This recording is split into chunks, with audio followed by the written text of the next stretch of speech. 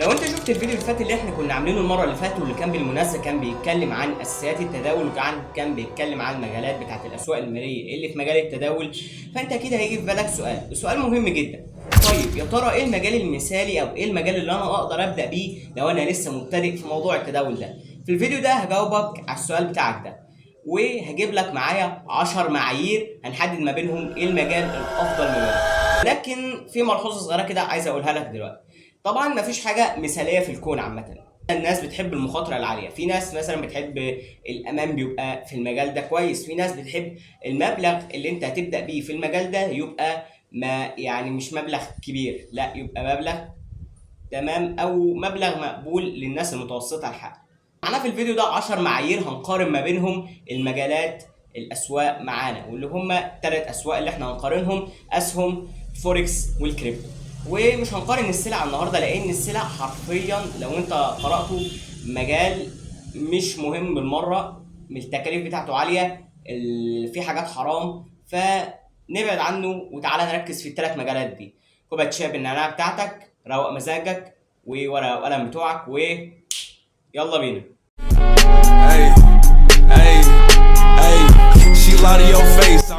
السلام عليكم، انا هاشم محمد من دراسة سيكوس، قناه بتهتم بتعليم التداول. بقى مشرح لك ايه نظام الفيديو ده. نظام الفيديو ده هيكون بنظام النقط. يعني ايه نظام النقط؟ يعني في مثلا مجال معين بيتفوق في نقطه معينه، مثلا مجال الاسهم بيتفوق في المحاذير الشرعيه فنديله نقطه، والمجالين التانيين هيبقى ليهم صفر، يعني 1 0 0. تمام. وهنستخدم معيار معانا واللي هو المحاذير الشرعيه. المحاذير الشرعيه من اكتر الحاجات اللي بتثير الجدل، ولكن تعالى يلا بينا نخش على المجال الاول واللي هو مجال الاسهم. مجال الاسهم بيكون هو حلال 100%، ولكن في حاجتين شرط ده انت لازم تعرفهم لو انت اصلا هتبدا مجال الاسهم. الحاجه الاولانيه ان الشركه دي تكون نشاطها حلال 100%، ويكون يعني مش بتبيع الخمر او مش بتبيع لحوم الخنازير، تمام، يعني تكون شركه نشاطها حلال 100%. تاني حاجه معانا واللي هو البيع على المكشوف. في العادي عمليه انك تشتري اسهم دي، انت بتشتري اسهم من شركه معينه، وبعدين اول ما بتنزل الاداء بتاع الاسهم دي تبدا ان انت تبيع الاسهم دي.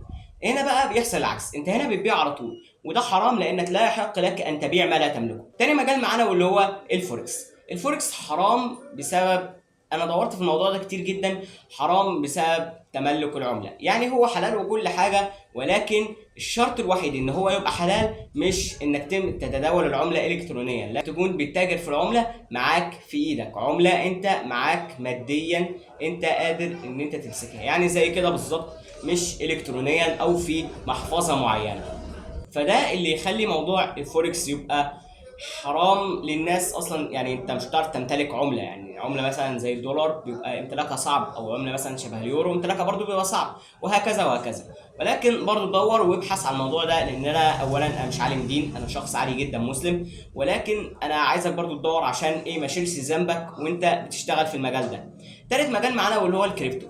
علماء الدين الاسلامي اختلفوا في الموضوع ده، قالوا بسبب ان هي اصول حديثه نسبيا، يعني اصول بتبقى اصول مشفره، اصول الكترونيه، فعلماء الدين يعتبرهم اجمع ان تداول الكريبتو حلال، ولكن في ناس بتقول حرام طالما ان هو يعتبر مش مبني على اسس. وفي جماعه تانية بيقولوا لو البنوك اصدرت قرار بان تداول الكريبتو حلال يبقى حلال 100%. فالرأي غالبية الرأي هيبقى برضو حلال، ولكن طبعا مش هنحسب نقطة لمجال الكريبتو. حاجة معانا واللي هي ايه المخاطرة. الأسهم بتعتبر مركز أول إن هي أقل مخاطرة، لأن في أسهم اسمها البلو تشيب. أسهم البلو تشيب دي أسهم مستقرة، مش بيبقى التقلب فيها عالي جدا، والتقلب ده هنشرحه في رابع نقطة. وبالنسبة للعملات الرقمية أعلى مخاطرة، لأن تقلبات الأسعار الشديدة وضعف التنظيم وتأثرها بالأخبار التقنية والتقنيات الجديدة، وفي ناس كتير جدا بتخشها من الشباب المستثمرين الباحثين عن أرباح سريعة، لكن هي برضه بتبقى محفوفة بالمخاطر الكبيرة. تالت حاجة معانا واللي هي الفوركس. الفوركس بيبقى مخاطرته عالية علشان تقلب السوق اللي فيه واستخدام الرافعة المالية وتأثره بالأحداث السياسية والاقتصادية. مخاطره بتبقى عالية بسبب تقلب السوق واستخدام الرافعة المالية وتأثره بالأحداث السياسية والاقتصادية العالمية. ممكن يخشها المتداولين محترفين او اللي عندهم خبره كبيره في المجال ده. معانا نحسب نقطتين لمجال الاسهم وصفر لمجال الكريبتو ومجال الفوركس. تالت نقطه معانا واللي هي السيوله. السيوله في الاسهم بتبقى عاده عاليه، خصوصا في الاسهم الكبيره والمشهوره زي اسهم الشركات الكبرى مثلا في بورصات زي نيويورك او لندن. يعني بتقدر تشتري وتبيع بسرعه، وغالبا بيكون السعر مش بيتغير كتير لو انت بعت بسرعه. انما الاسهم الصغيره او الشركات الناشئه ممكن تكون سيولتها اقل. اصلا كلمه سيوله يعني قدرتك انك تقدر انك تخش السوق وتطلع من السوق بسرعه من غير اي مشاكل، او بمعنى تاني كده انك تخش صفقات وتاخد الكاش بتاعك من غير اي مشاكل. تاني نقطه معانا واللي هي الفوركس مثلا بيبقى اعلى من الاسهم، اعلى اسواق سيوله في العالم بسبب حجم التداول الهائل يوميا، يعني 7.5 تريليون دولار، ودي اللي هنشرحها تقريبا في 9 أو 8 نقطه. يعني تقدر تخش وتخرج من الصفقات بسرعه كبيره جدا، وده سبب شهره السوق والارباح السريعه بتاعته. تالت مجال معنا واللي هو مجال الكريبتو. السيوله بتختلف على حسب العمله الرقميه، في مثلا عملات زي البيتكوين والايثيريوم سيولتها عاليه شويه، مثلا عملات صغيره او جديده بتكون سيولتها منخفضه، يعني ده اللي صعب موضوع البيع والشراء بدون تاثير كبير على السعر. ارجع تاني بقى كده، احنا معانا نقطتين لمجال الاسهم، صفر لمجال الكريبتو، نقطة لمجال الفوركس. نخش على رابع حاجة معانا واللي هي التقلب. التقلب ده بيبقى محل شك ناس كتير جدا، لان ده بيبقى اهم الحاجات اللي المتداول بيخش عليها في السوق واللي بيحددها بالظبط، لان ده اللي بيضمن له هل فلوسه هتبقى في امان ولا الفلوس هتقعد تتفاوت وهتقعد تتغير، مفيش اصلا حد هيلاقي التاني في الفلوس دي. فعشان كده هو بيلجأ لاكتر سوق فيهم بيبقى امن وما فيهوش مخاطره كتير. انت هتقولي دلوقتي برضه انا مش فاهمك يعني ايه تقلب برضه. اقول لك ببساطه هي مقدره السوق على يعني تغير السعر في الزمن المحدد. يعني مثلا مجال زي مجال الاسهم نادرا ما تلاقيه عمال ان الاداء بتاعه بيبقى منخفض، او نادرا ما تلاقي الاداء بتاعه بيبقى عالي. دايما السوق مش متقلب او بيبقى مستقر في بعض الاحيان. بيقول لك دايما جمله شهيره في مجال الاستثمار، ان دايما صناديق الاستثمار بتبقى اكتر الصناديق مستقره وامانا. واحنا بنتكلم هنا صناديق استثمار واسهم، فكده الموضوع بيبقى مستقر اكتر والسوق ده مش متقلب. اظن كده ان انت عرفت يعني ايه تقلب، يعني الحمد يا رب ان هي توصل لك. اول حاجه معانا واللي هي الاعلى تقلب واللي هي العملات الرقميه او الكريبتو. بتبقى اعلى تقلب اسعارها ممكن تتغير بنسبه كبيره جدا في وقت قصير لو انت بتتداول او متداول يومي. تاني حاجه معانا واللي هي الفوركس، تقلب عالي جدا بسبب تاثير الاحداث السياسيه والاحداث الاقتصاديه العالميه. وقف لي هنا بقى علشان اقول لك ايه سبب ارتباط الفوركس بالاحداث السياسيه والاقتصاديه. اولا كده في جمله شهيره في عالم السياسه بتقول لك الاقتصاد هو عصب الدوله. يعني ببساطه لو في دوله اقتصادها قوي هيبقى بالتالي ان الدوله دي هتعود عليها ان الدوله دي قويه، لو في دوله اقتصادها ضعيف يبقى الدوله دي ضعيفه. التاريخ كده بيعلمنا من زمان، او الدوله بتبقى اقتصاديا قويه يبقى قادره ان هي تتحكم في العالم. شوف مثلا على سبيل المثال امريكا والصين، اكبر اقتصادين موجودين في العالم. المنتجات الصيني من افضل المنتجات بيدوك خامه كده. 我在北京 عشان كده الفوركس او يعني العملات الموجوده في مجال الفوركس بتتاثر بالاحداث السياسيه. اظن انك فهمت النقطه دي. الاسهم اقل تقلب نسبيا، خاصه الاسهم الكبرى والمستقره، لكن الاسهم الصغيره او الناشئه ممكن تكون اكثر تقلبا، يعني مش تمام شويه، ولكن الاسهم تقلبها قليل. فكده احنا معانا في رابع نقطه 3 لمجال الاسهم، 1 لمجال الفوركس، 0 لمجال الكريبتو.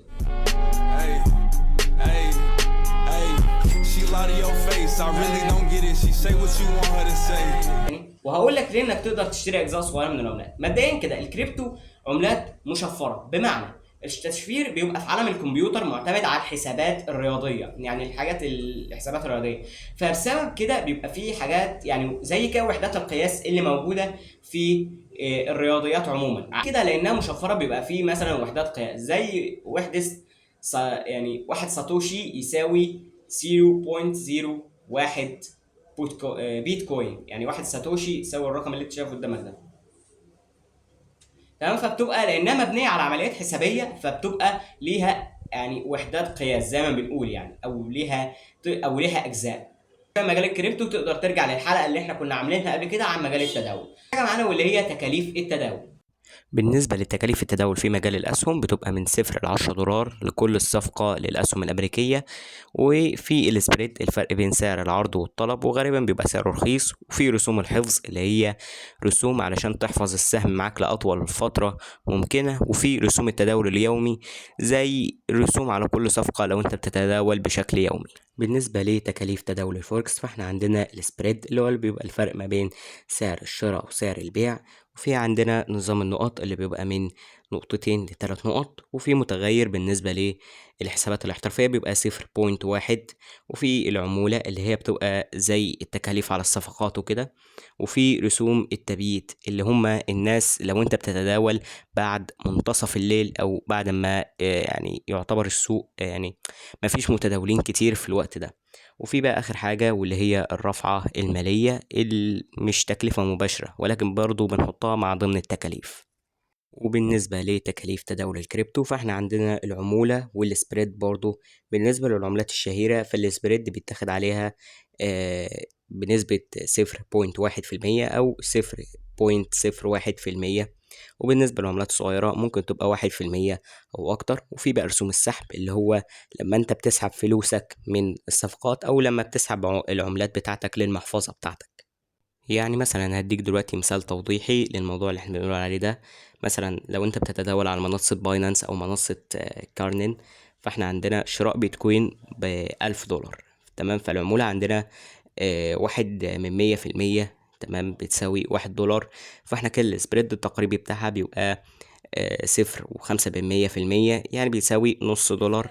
فإجمالي التكلفة كده هيبقى معانا تقريبا يساوي 1.5 دولار. كده بالنسبة لنا احنا هنحسب بالنسبة لموضوع العملات ده. فهنحسب كده 4 2 4 للأسهم، 2 للفوركس، و2 للكريبتو. سابع حاجة معانا واللي هي التنظيم والأمان. عندنا بالنسبة لمجال الأسهم بيبقى منظم بشكل صارم زي هيئات زي EC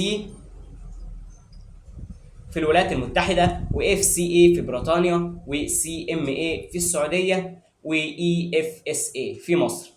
بتبقى يعني الامان فيها بيبقى مرتفع جدا، بيبقى مع الوسطاء المرخصين او البورصات الرسميه زي ما بنقول كده السمسار في لهجتنا يعني. بتبقى اعلى درجات التنظيم والامان واحماء للمستثمرين وصناديق الضمان، بيبقى فيه صناديق ضمان وكده.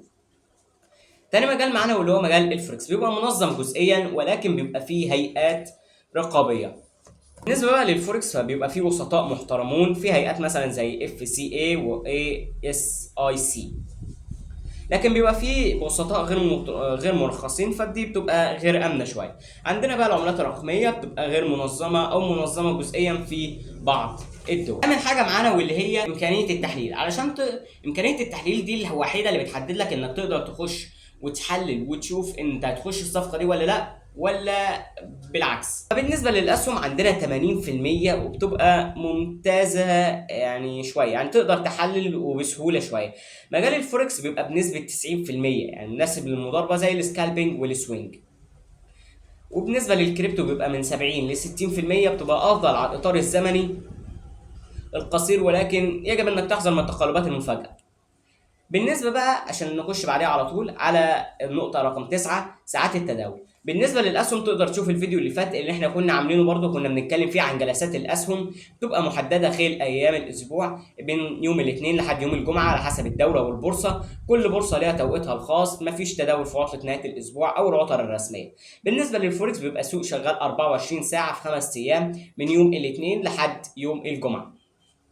بالنسبه بقى للكريبتو بيبقى شغال 24 ساعه في 7 ايام، طبعا لان هو بورصه غير مركزيه فبيبقى السوق مش بيقفل ابدا حتى في العطل الرسميه.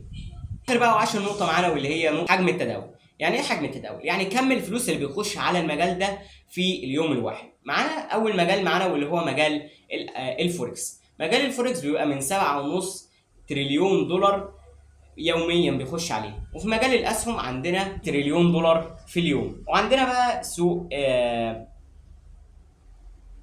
الكريبتو من 80 ل 150 مليار دولار، لا اسف، من 2 ل 3 تريليون دولار يوميا. وقارنا مع بعض ما بين افضل المجالات واسواقها. كده النتيجه النهائيه معانا 5 للاسهم، 4 للكريبتو، و4 لمجال الفوركس. بالنسبه بقى للراي الشخصي واظن ايه افضل مجال مثالي ما بينهم، انا الصراحه افضل مجال الاسهم عليهم كلهم بمراحل.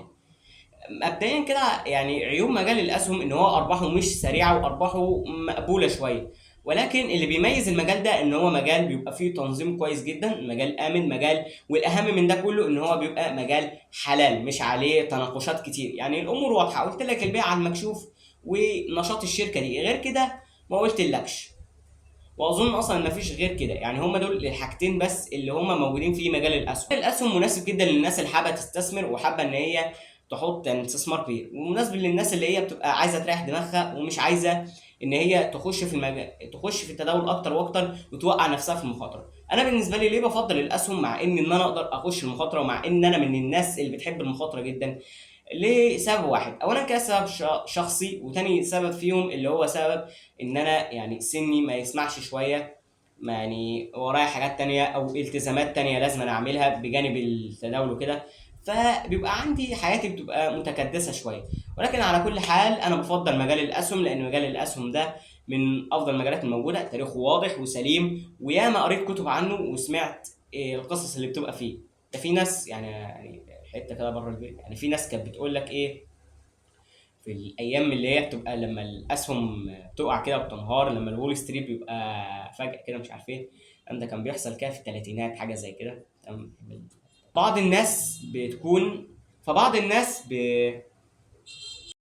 عرفت انا قصدي ايه، فبيعملوا الموضوع ده علشان يخلصوا نفسهم من الديون اللي هتبقى عليهم. انت زمان كنت تقدر تراهن تشوف الاسهم ده يبقى كويس ولا لا، وده موضوع على الباينري اوبشن كده. وبس الى ذلك الحين استناكم في الفيديو الجاي، وشكرا على تعليقاتكم بتاعت الفيديو اللي فات. يعني اظن الفيديو ما ضربش قوي، ولكن الحمد لله على كل حال ان في ناس تفاعلت مع الفيديو. اشكركم جدا على الدعم. لو عجبك الفيديو ما تنساش اللايك، شير، كومنت، سبسكرايب. لو انت اول مره تشوفنا اعمل لنا اكتب لنا تعليقك الجميل، حط لنا اللايك بتاعك الحلو، لايك مواصفات المجال اللي انت عايزه. واختم في الحلقه دي، وموضوع الحلقه الجايه هيكون قوي جدا. تمام، مش هتحتاج فيه ورقه وقلم، ما تحتاج بس كوبايه الشاي. موضوع قوي جدا واظن انك وقعت فيه كتير قبل ما تخش مجال التداول.